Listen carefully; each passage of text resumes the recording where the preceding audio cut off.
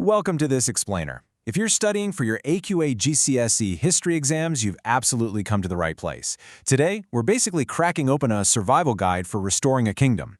We're going to specifically target section 3.3.2 of the syllabus. That's the British Depth Studies, Restoration England from 1660 to 1685. Now, I want you to think of this not just as, dusty old history, but as an epic strategy game. The stakes? Absolute power. And navigating the constantly shifting alliances? Well, that's the only way to survive. We're going to master part 1 of this depth study together and lock in the exact knowledge you need to totally ace your exams. Okay, let's dive into this agenda, which is essentially our quest log for today. We'll kick things off with Level 1, Crown and Parliament. Then we'll move right into Level 2, Plots and Religion. After that, we'll explore Level 3, Inside the Court, before finally gearing up for the boss fight, beating the exam. But hey, before we jump into the history itself, let's just quickly orient ourselves. In the grand map of your overall GCSE journey, this topic spawns right in Paper 2, Shaping the Nation, specifically down in Section B. The examiners really want depth here, right? They expect you to fully understand the intense political friction and the incredibly complex society within this crucial 25-year window. All right, Level 1, Crown and Parliament. Let's get into the mechanics of political power. To really understand Charles II's reign, you have to look at the massive, inescapable shadow hanging over it. On one hand, you've got the harsh legacy of the English Civil War and the Commonwealth. Remember, Charles II's father literally lost his head, and the country was ruled as a strict republic. Wild, right?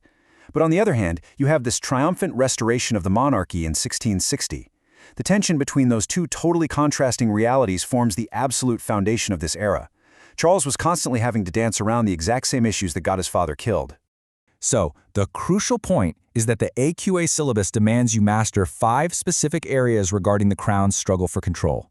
This is your inventory. First, there's the succession issue, literally, who takes over next. You also absolutely must grasp Charles's rocky relations with Parliament. This was especially true over finance, because the king always needed money, and religion, since the country was deeply divided. Finally, you'll need to track the rise of the cabal, that's a group of powerful, high-ranking ministers, and the very beginnings of party politics in England. Honestly, mastering these bullet points conquers a massive chunk of this syllabus. And just watch how this tension builds over time. It's fascinating. In 1660, we get the joyous, triumphant return of the monarchy. Everybody's celebrating. But fast forward to 1679, and things get incredibly heated with the Exclusion Bill. This was a direct attempt by Parliament to completely alter the line of succession. The friction gets so intense that by 1681, Charles makes a totally drastic move. He decides to rule entirely without Parliament. Understanding how we get from a happy restoration to absolute solo rule, that is the key narrative arc you need to master. Moving on to Level 2, Plots and Religion. These are the hostile mobs of this historical era. For your exam inventory, you need to lock on to these specific targets. The syllabus literally demands you know about a guy named Titus Oates and the sheer chaos he caused with the Popish plot. Now, this was a completely fabricated conspiracy claiming Catholics were planning to assassinate Charles, but it whipped the whole nation into absolute paranoia. Contrast that fake news with the Rye House plot. This was a very real, although ultimately failed, conspiracy to assassinate both Charles and his brother. These are essential pieces of evidence you'll use in your exams to prove just how unstable the era really was. And this brilliantly illustrates the core issue driving all of this paranoia, the Catholic question.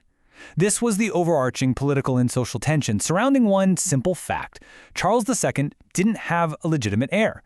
That meant the throne was going to pass to his brother, James, the Duke of York. The problem? James was openly Catholic. In a fiercely Protestant England, this prospect was terrifying to people. It's the exact fuel behind the 1679 Exclusion Bill crisis, and pretty much almost every single plot of the era. All right, leveling up.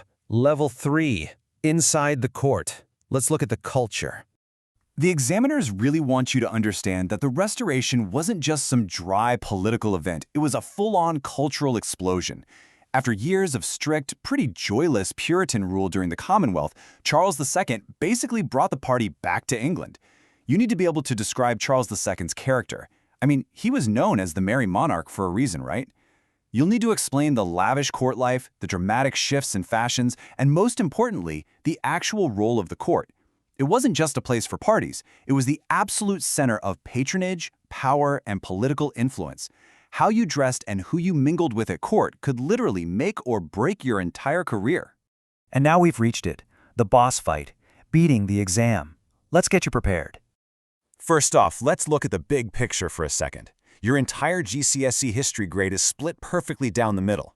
Paper 1 is 50%, and Paper 2, which is where this restoration topic lives, makes up the exact other 50%. So, mastering this specific depth study, it's a massive step towards securing half of your entire GCSE grade. No pressure, right? But you've got this. To get those really high marks, you need to gather specific XP in 4 categories. The examiners call these assessment objectives. AO1 is your raw knowledge and understanding. We're talking the facts, the dates, the names. AO2 is about concepts. Can you explain the causes, the consequences, and the changes during the restoration? AO3 tests your ability to analyze contemporary historical sources. And finally, AO4 tests how well you can evaluate different historical interpretations of these events. Knowing these objectives tells you exactly what the examiner is hunting for when they grade your paper. Now, what's really interesting about this slide is that it reveals the exact structural blueprint of Section B. You will face exactly 4 questions. No surprises. Question 1 asks, how far do you agree? And that tests AO4 for 8 marks. Question 2 asks you to explain a concept, also for 8 marks. Question 3 asks you to write an account, which tests cause and consequence for another 8 marks.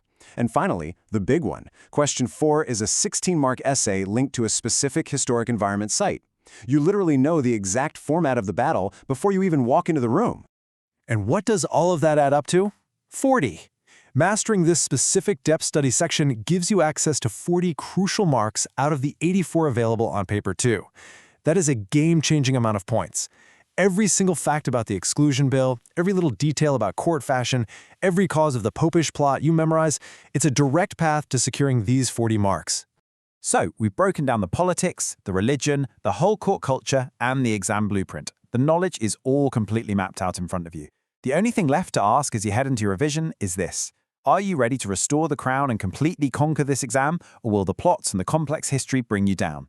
Use this explainer to structure your study, always remember those assessment objectives, and you will be more than ready to win this boss fight. Good luck with your revision, you're going to crush it.